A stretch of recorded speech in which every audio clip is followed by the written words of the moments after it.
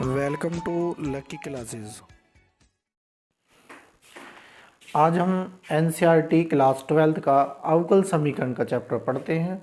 अवकल समीकरण में हम पता करते हैं कि उसकी घात और कोटि को कैसे प्राप्त किया जा सकता है, कैसे ज्ञात किया जा सकता है। देखिए, सबसे पहले हम समझते हैं उसकी कोटि ज्ञात करना है। कोटि को हम बोलते हैं ऑर्डर। क्या बोलते हैं? ऑर्डर। ऑर्डर क्या होता है कि जैसे हमें d Y upon D x, तो हम देखते हैं कि इस d Y upon D x में एक बार अवकलन हुआ है, तो इसकी जो कोटि होगी वो एक होगी। कितनी होगी? एक होगी। यदि d two Y upon D x square में अवकलन अधिकतम कितनी बार हुआ है? 2 बार। इस क्वेश्चन में हमने देखा कि अवकलन जो है अधिकतम 2 बार हुआ है, इस वजह से इसकी कोटि कितनी है? 2। तो हम यहाँ लिखेंगे कोटि बराबर 2। D three upon D X की क्यूब। तो हम इसमें देखते हैं इसमें अवकलन कितनी बार हुआ है। हमें कैसे पता लगता है कि इसमें अवकलन मैक्सिमम कितनी बार हुआ है? तो हम देखेंगे कि इसमें जो है d की मैक्सिमम पावर कितनी है? 3। तो इसका मतलब इसमें 3 बार अवकलन हुआ है। इसी वजह से इसकी जो कोटि है वो कितनी है? 3। d4y अपॉन dx की पावर 4। तो हम देखते हैं इसमें कोटि कितनी है? इसकी कोटि कितनी है? 4। यदि हमसे पूछता है कि d2y अपॉन dx स्क्वायर की होल पावर 2, और हम देखते हैं कि इस क्वेश्चन में अधिकतम कितनी पावर है? तो d2y अपॉन dx स्क्वायर की होल पावर 2। तो उसमें अधिकतम 2 बार अवकलन हुआ है, तो इसकी कोटि कितनी है? 2। हमें इस पावर से कोई मतलब नहीं है, हमें ये देखना है कि इसका d पर कितनी पावर है। तो d पर कितनी पावर है? 2। तो इसका मतलब इसका अवकलन कितनी बार हुआ है? 2 बार। अगर इसका अवकलन 2 बार हुआ है तो इसकी कोटि भी कितनी होगी? 2 होगी। तो यहाँ पे लिखेंगे कोटि बराबर 2। यदि d3y अपॉन डी एक्स की क्यूब उसकी पावर 4, तो हम देखेंगे इसमें मैक्सिमम कितनी बार अवकलन हुआ है। यहाँ पर हमने देखा d की power 3y upon D X की क्यूब की होल पावर 4। तो इसमें मैक्सिमम कितनी बार अवकलन हुआ है? 3 बार। तो इसकी कोटि कितनी होगी? 3। इस तरीके से हम किसी की भी कोटि को, किसी भी अवकल समीकरण की कोटि को ज्ञात किया जा सकता है। ठीक है, अब पढ़ते हैं हम घात।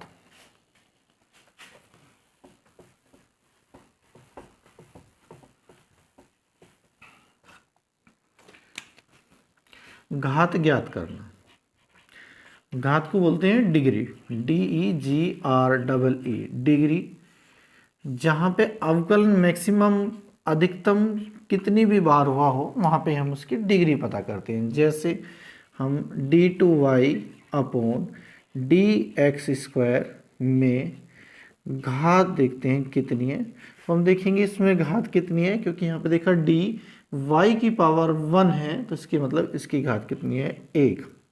यदि यहाँ पे लिखा हो d2y upon D x square की होल पावर 2, तो हम देखेंगे यहाँ y की पावर कितनी हो जाएगी? 2। इसलिए इसकी घात कितनी हो जाएगी? 2। यदि ऐसा लिखा हुआ है d3y अपॉन डी एक्स की क्यूब, और इसमें हमसे पूछता है कि इसकी घात कितनी है, तो हम क्या बताएंगे? क्योंकि इसमें हम देखा कि y की पावर कितनी है, यहाँ पे y की पावर 1, y की पावर कितनी है? 1, इसलिए इसकी घात कितनी होगी? 1 होगी।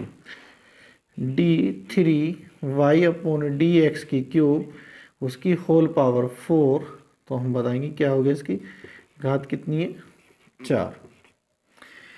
यदि sine D Y upon D X या cos D Y upon D X दिया हो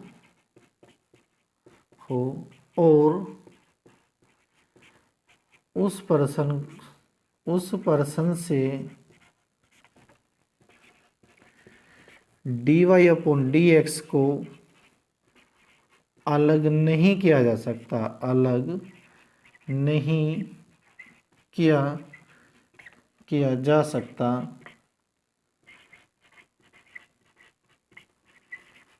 उस अवकल समीकरण में, उस अवकल समीकरण में घात अपरिभाषित अपरिभाषित या अनंत होगी। उसकी हम जो घात है या तो अपरिभाषित बोलेंगे या फिर अनंत बताएंगे। ठीक है, अब हम एक्सरसाइज शुरू करते हैं।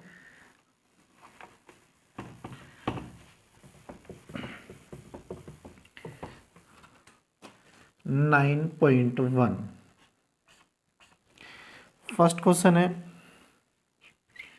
डी की power 4 Y upon D X की power 4 plus sine Y triple dash is equal to 0। इसमें हमें दो बातें पूछता है कि आपको बताना है जो ये अवकल समीकरण दी है, इस अवकल समीकरण में कोटि और घात क्या होंगी।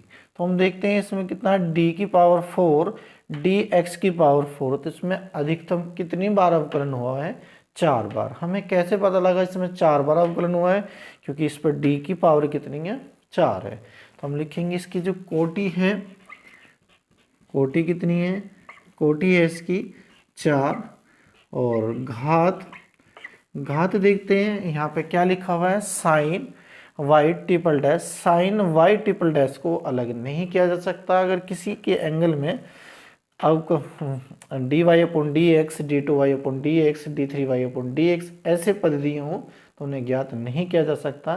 तो हम क्या बोलेंगे, उसकी घात क्या होगी, अपरिभाषित। आप अपरिभाषित लिख सकते हो या अनंत लिख सकते हो।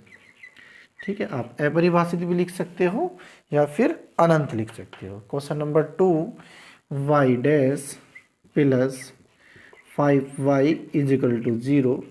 वाई को हमने लिखा d Y upon D x plus 5y is equal to 0। हम देखते हैं इस अवकल समीकरण में अधिकतम कितनी बार अवकलन हुआ है। तो हमने देखा कि एक बार अवकलन हुआ है, इसके लिए इसकी कोटि कितनी होगी, इसकी कोटि 1 होगी। घात, तो हम घात देखते हैं, जहाँ पे मैक्सिमम पावर अवकलन की होगी उसी पर हम ऐसे लिखेंगे d Y upon D x, bracket लगा के इसकी पावर देखेंगे कितनी है, तो 1, तो घात भी कितनी होगी, इसकी 1 होगी। इसका थर्ड क्वेश्चन ये दिया हुआ है D S upon D T की whole power 4 plus 3s D two S upon D T square is equal to 0।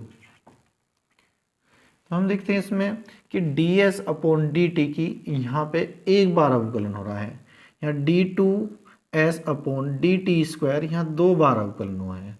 तो इसका मैक्सिमम कितनी बार अवकलन हो रहा है, 2 बार। तो यहाँ पे लिखेंगे कि इसकी जो कोटि है वो कोटि कितनी है, इसकी 2, और घात कितनी है, जहाँ पर हम कोटि देखते हैं उसकी होल पावर करेंगे। अगर इसकी होल पावर करके यहाँ पे देखें तो कितनी आएगी, 1, तो इसकी घात कितनी है, 1। ये हमारा आंसर। तो कोटि कितनी है इसकी, 2, और घात कितनी है इसकी, 1।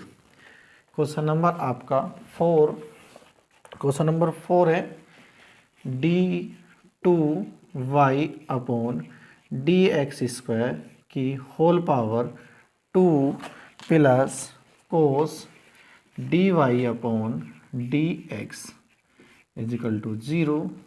तो हम देखते हैं इसमें मैक्सिमम कितनी बार अवकलन हो रहा है, 2 बार, क्योंकि यहाँ पे डी की पावर कितनी है, 2। तो हम लिखेंगे इसकी जो कोटि है, कोटि कितनी है इसकी, 2, और घात हमने देखा कि कोस में क्या है आपका, यहाँ पे कोस में D Y upon D x है, इस वजह से क्या होगा, अपरिभाषित। क्या लिखेंगे हम, अपरिभाषित। तो इस तरीके से हम कोटि और घात को ज्ञात कर सकते हैं। क्वेश्चन नंबर हम करते हैं 5, देखिए आगे।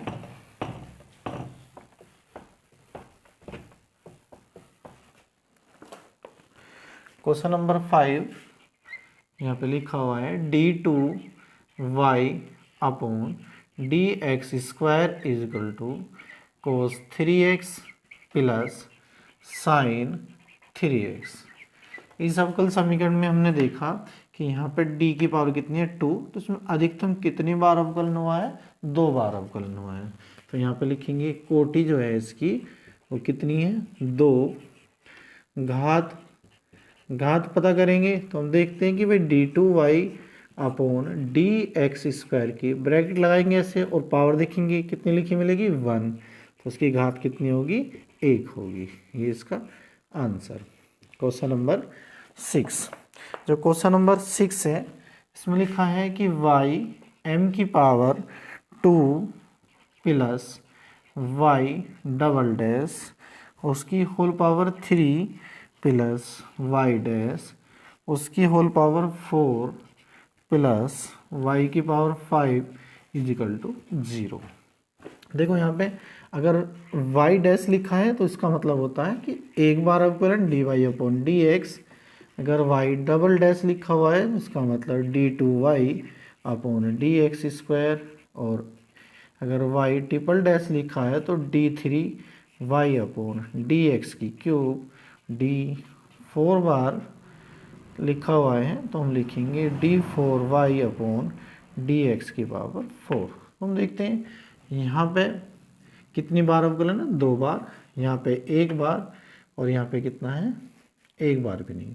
तो मैक्सिमम कितनी बार है 2 बार, तो कोटि कितनी हो जाएगी 2, कोटि कितनी है 2। जहाँ पे हमने कोटि चेक करी है इसकी वहीं पे हम क्या चेक करेंगे घात, तो घात कितनी होगी, घात इसकी होल पावर कितनी है 3, तो इसकी होगी 3। इस पावर से हमें कोई मतलब नहीं, जहाँ पे हम कोटि देखते हैं उस क्वेश्चन की वहाँ पे ही हम घात देखते हैं।